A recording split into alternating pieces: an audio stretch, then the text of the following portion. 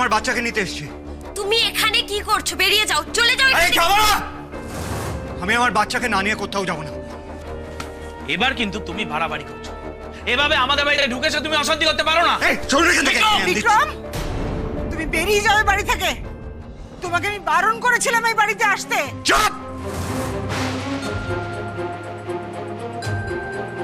আমি আমার বাচ্চাকে নিতে এসেছি, বাচ্চাকে না নিয়ে কোথাও যাবো না। একে কোথায় যাচ্ছ তুমি? তোমাকে বারণ করছি উপরে যেতে। দিদি ভাই, বিক্রম!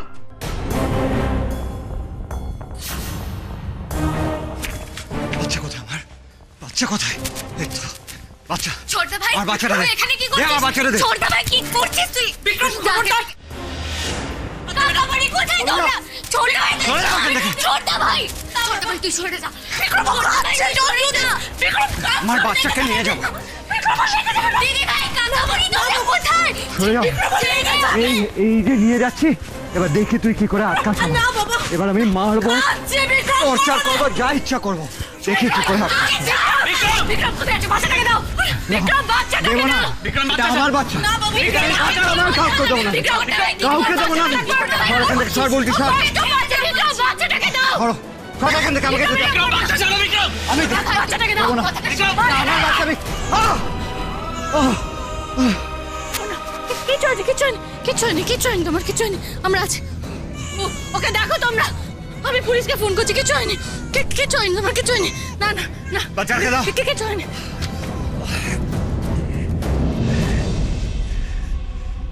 তোকে আমি ডিভোর্স দেবো না, মুক্তি দেবো না তোকে আমি। শান্তি চাইছিস তো? কোনো শান্তি দেবো না, সবাইকে আমি শেষ করে দেবো, দেখবি।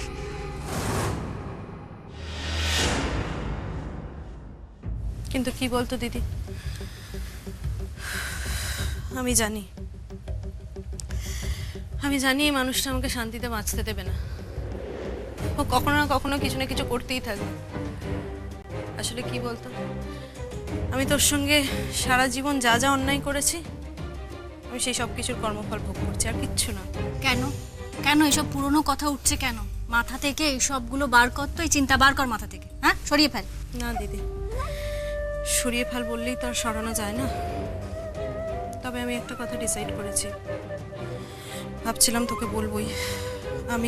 আমার গিনিটা একটু বড় হয়ে যায়, আমি ভেবেছি একটা চাকরি জুটিয়ে এই শহর ছেড়ে চলে যাব। শহর ছেড়ে চলে যাবি মানে? চাকরি করবি একদম ঠিক, কিন্তু আমাদের ছেড়ে শহর ছেড়ে চলে যাবি? হ্যাঁ দিদি, আর কি করব, আর কি অপশন আছে আমার কাছে? এবার তো আস্তে আস্তে আমাকে নিজেরটা গোছাতেই হবে, তাই না? আর কতদিন এই বাড়িতে এভাবে পড়ে থাকবো বল? আমাকে আমার গিনিটাকে নিয়ে এ শহর ছাড়তেই হবে। আমি চাই না যে বিক্রম জানুক যে আমরা কোথায় আছি, কি করছি। তাই কোনো একটা চাকরি নিয়ে আমি গিনিটাকে নিয়ে অনেক দূরে চলে যাব, যাতে বিক্রম আর আমাদের দুজনের কাছে কোনোদিন না আসতে পারে। আমাদের তো সবটা ভুলে, অতীতটাকে ভুলে আমাদের দুজনকে তো আবার নতুন করে শুরু করতে হবে। আর দিদি, আমি তোকেও বলছি, কাঁদিস না। তুইও তোর জীবনে যে নতুন মানুষ আসছে তাকে নিয়ে অতীতটা ভুলে আবার নতুন করে জীবনটা শুরু কর, সবটা ভুলে যা। এটাই তোর একটা অপরচুনিটি। আমিও সেই আশায় আছি, ওকে নিয়ে নতুন করে আবার একটা জীবন শুরু করব।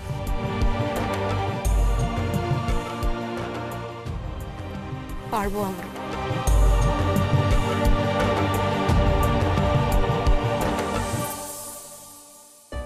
আরে সুটকেস গুলো গাড়িতে রেখে এসেছি, সৌনক কোথায়? ওকে ডাক। আরে আমরাও তো ওর জন্য ওয়েট করছি রে। আরে বরের যদি এত টাইম লাগে বেরোতে, সত্যি খুব মুশকিল। ডাক ডাক, তারা দে, না হলে হবে না। এসে গেছি। Shaunak Banerjee is here. এই আসার সময় হলো। গিটারটা কি করছে এখানে? এই গিটার বাবাজিও আমার সাথে যাবে। আচ্ছা সে না হয়ে গেল। আচ্ছা শোনক, আমার একটা বক্তব্য আছে, সেটা হচ্ছে তোর বিয়ে মানে শৌনক ব্যানার্জির বিয়ে, নো মিডিয়া, নো সাংবাদিক, নো সেলিব্রিটি। কেন রে? তার উপরে আবার ম্যারেজ ডেস্টিনেশন মরিশাসের বদলে কোন মহুলগঞ্জ। ভাবা যায় না। It is too much disappointing ইয়ার। না না, অ্যাকচুয়ালি একটা প্রবলেম আছে। মানে আমার বউ, তার একজন বোন আছে। সেই বোনের হাজব্যান্ড যে মানে বর, সে একটু প্রবলেমেটিক। সে বিয়ের মাঝখানে সে ঝুটঝামেলা করতে পারে, প্রবলেম ক্রিয়েট করতে পারে। তাই জন্য আমি ডিসাইড করলাম যে বাড়ির থেকে একটু দূরে কোনো একটা ডেস্টিনেশন চুজ করা যাক। সেই জন্যই একটু দূরে গিয়ে বিয়ে করার প্ল্যান। আর তাছাড়া দেখ, আমার বিয়েটা অ্যাবসলিউটলি আমার পার্সোনাল ম্যাটার।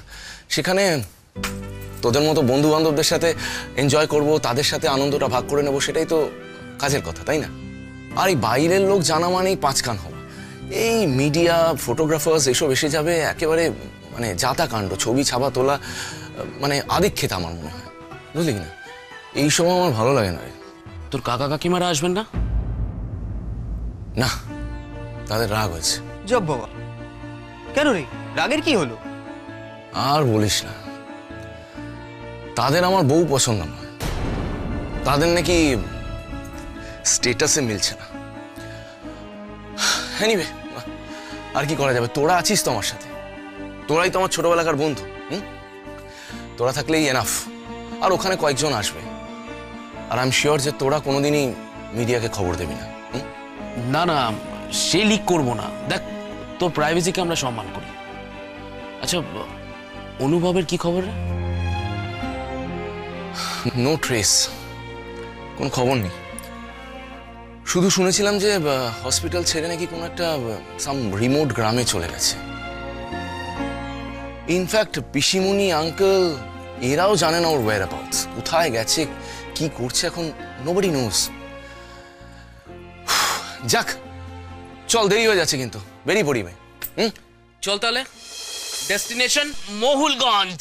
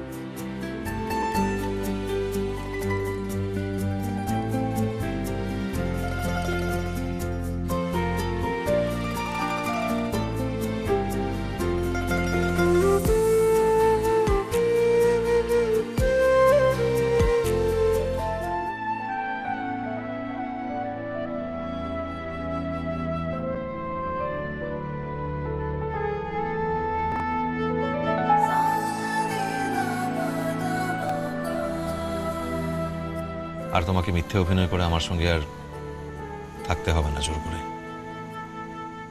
তোমাকে চিরকালের মতো আমি মুক্তি দিলাম আমার কাছ থেকে।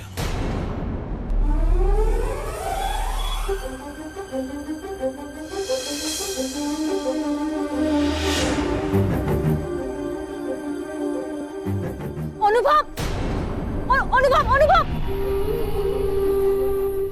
দিদি, কি করছিস এখানে দাঁড়িয়ে? চল না, ওই গাড়িটা নন্দা ওটাতে ফোন। কে ওটাতে? না, ও গাড়িটাতে অনুভব ছিল। ভুল দেখেছিস দিদি, ওখানে অনুভবদা কি করে থাকতে পারে? চল। না, আমি কি করে ভুল দেখবো? নন্দা, আমার মনে হলো ওই গাড়িটাতে অনুভবই রয়েছে। দিদি, অনুভবদা ছিল না। এরকম একটা গ্রামে অনুভবদা আসবে কি করে বল? চল, গাড়িতে চল। যা, আমি আসছি। এখানে এইভাবে ঘুরে বেড়াস না, চল তাড়াতাড়ি আয়।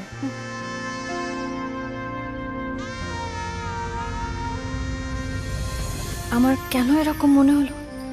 কেন মনে হলো যেন ওটা অনুভবের গাড়ি। শুনেছিলাম ওনাকে কোনো একটা গ্রামে চলে এসেছে। সেটা কি এই মহুলগঞ্জই, নাকি আমি বেশি ভাবছি? দিদি ভাবিস না, চল চল।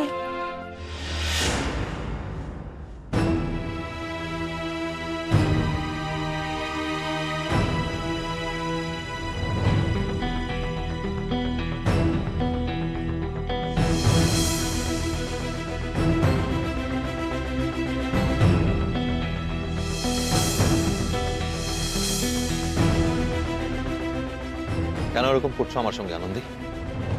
কেন? তুমি জানো প্রত্যেকটা জায়গায় তোমাকে হ্যালুসিনেট করছি আমি।